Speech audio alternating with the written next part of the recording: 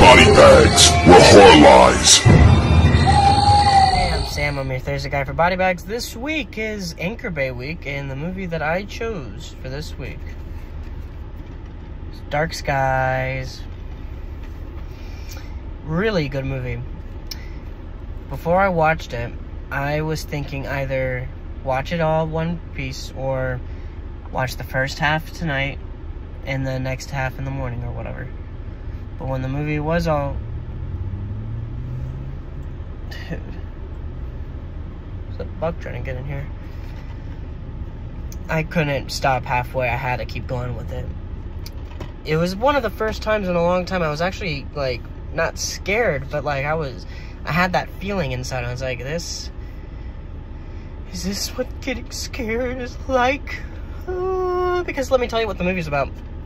So, a supernatural thriller that follows a young family living in the suburbs as husband and wife Daniel and Lacey Barrett witness an escalating series of disturbing events involving their family. Their safe and peaceful home quickly unravels.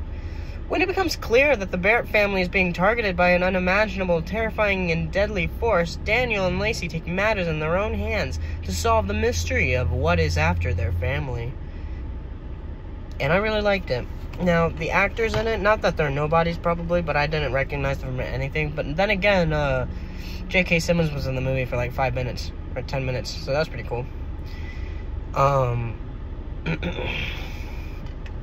What else? The director, Scott Stewart, he did Legion, that 2008 or maybe, I forget, I don't know when that came out. But that movie, that horror movie,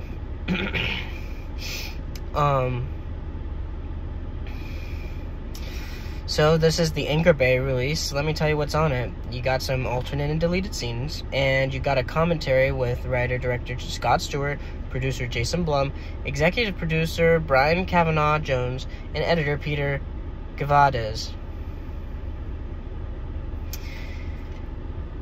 And it's funny, there's like two posters for the movie. There's this poster, or this cover, right? And then there's this one where it's just him, or like I don't know if it's just him, but it's like, you know, it's this, right? I don't want to go and just spoil the movie away, but there is a couple of things I guess I will say, and some some personal stuff, but it's not like I'm telling you my deepest, darkest secrets.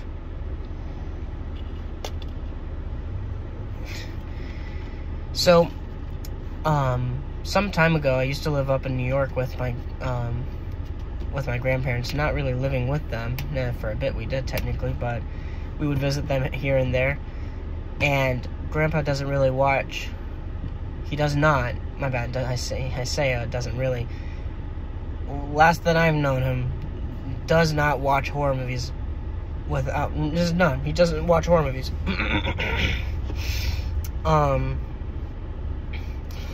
This happened to be on TV once, but it was near the end of the movie, and I had never seen this before.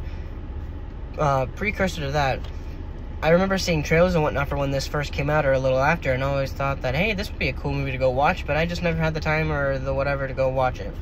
So it's like, this is one of those things that I'll remember, and then someday I'll find it, and someday I'll get it, and someday it will be mine.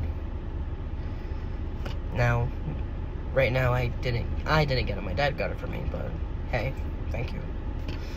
But back to the original story. This movie was on, and it was near the ending, and I was not paying attention to it because I knew that he put the movie on, and it was near the end, and I didn't want to watch the ending because that was a movie that I didn't want to get spoiled to. I wanted to go watch that, you know, just straightforward sometime without getting spoiled. And he didn't realize, and he spoiled it, and it was like, oh no. But kind of looking back, it's kind of thinking and feeling like, well, I don't know if I want to go personal, like actually personal. But I guess let's just say, not that I didn't hang out with him much, but whenever we did, it was like shooting the pellet gun, or maybe going fishing or golfing with him, or going early in the morning to a diner or whatever to have breakfast, you know, whatever. But, like, movie-wise, not really. We didn't really share the same movies. I love horror movies, and he didn't. And you know, thinking back to then, it was like he put that on, probably wanted to connect with me a bit, but I didn't realize that then. So I guess I should give him a call sometime soon. Anyway,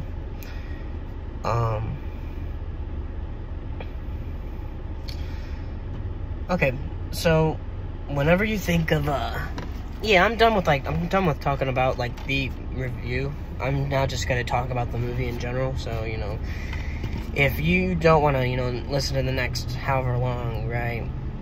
8 out of 10. Let's go watch it. Yeah, actually, yeah, I'll stay with 8 out of 10. I really liked it. Now I'm gonna talk a little about the movie. So it goes, you know, it's an alien movie, alien abduction type of movie, except it doesn't happen until the very ending.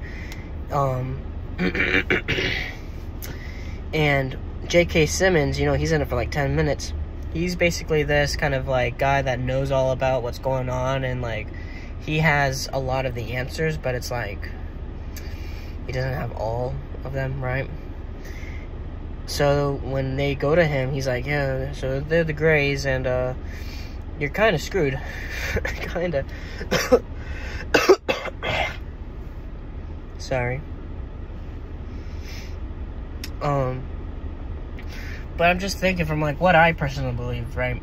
I believe that aliens don't necessarily exist, and if they did, they're not the aliens that, say, atheists would think are real. They would be demons. Demons would be impersonating the idea of an alien that's, you know, an intelligent alien coming here kind of thing. Just because it makes sense, at least to me anyway.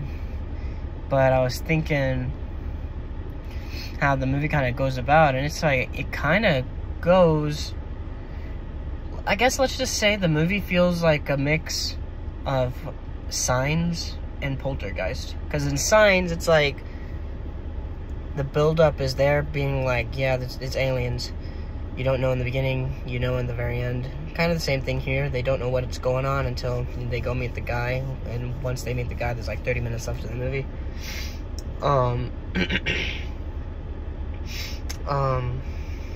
What else? It kind of felt more like not like a demon movie, but it was like, this felt like a demon movie with a disguise of an alien movie. That being, the house is haunted, and the kids, and, you know, everyone's starting to get affected by it. And then they realize that the demon, right, is after their kids, or after one of them, at the very least. But, plot twist, I'm gonna spoil this movie right now, so if you don't want it spoiled, go watch this movie, okay? The idea of the movie is that the aliens are after their youngest son, when, next thing you know, plot twist, it's actually the older son they get. And the foreshadowing and plot twist being a little story that, like, J.K. Simmons says that, like, whoever's the person that they take is someone that, like, you know, has had some kind of, it was like small problems, and, like, you know, when those small problems again and they keep on going, that's when you know that, like, hey, there's aliens here. Except this was like, the aliens have been technically with this family for like 12, 13 years. Because that's how old the oldest is. As soon as he was born, kind of thing. Right? And I thought that was interesting, but some of the foreshadowing was that there was like 2 or 3 moments of the movie where he has this bike and he rides it, right? And there's 3 scenes, I believe, where you see him riding outside at night on the street. And some of the shots are overhead shots looking down on him, and it's kind of like the aliens are watching him. Right? But I thought it was interesting that it's like, that's what it felt like to me watching it. It felt more like of a demon movie, and then once the demon got him, it was, you know, it's too late kind of thing, right? I kind of like the wailing, but not really how that ended, right? It just abducted the kid, and the kid's not there no more. Except, plot twist, he might actually still be out there because they hear him on the walkie-talkie. But, it was more kind of clear to me that, like, this is more kind of a metaphor of, not like a metaphor, but this is more representing a demon-type movie. When they go to meet J.K. Simmons' character, J.K. Simmons says some stuff, and one of the things he says is that, like, they've been here for a long time, don't know how long, but they, like, they're here, and they've been here, and, like, it's over kind of thing, right? It's like, nothing you could really do to change it, kind of thing. It's like, well, demons have been here forever, and people know that. I mean, look at civilizations of the past. It almost kind of seems that whenever they sell their soul... Look, you know what? Actually, great metaphor. Person encounters the devil, and the devil's like, hey, I'll give you the world if you sell me your soul. And then the person sells their soul to the devil, and then, you know, it becomes the king of the world until, you know, it's time to die, and then, well, your soul is mine, right? But think of that on a more grander scale, like civilizations, where it almost kind of seems that whenever a civilization kind of takes that next step in being a huge civilization, it seems that they sacrifice a lot of blood. They sacrifice a lot of, you know, whatever, their information, their whatever, right? Where was I going with this? This is just something I thought of.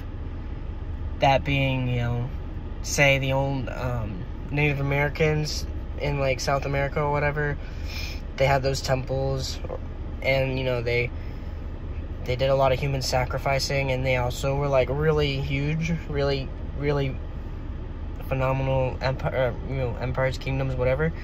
But it's like, you got there because you sold your soul, kind of thing.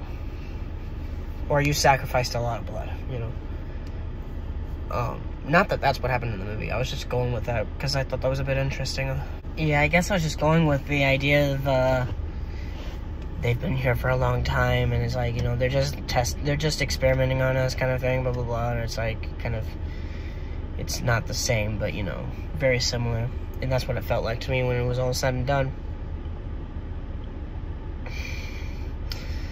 But, yeah, I guess there's not really much else to go and say about the movie, other than I really liked it, and I kind of got scared at times. Not, like, scared, but, like, I felt uneasy at times.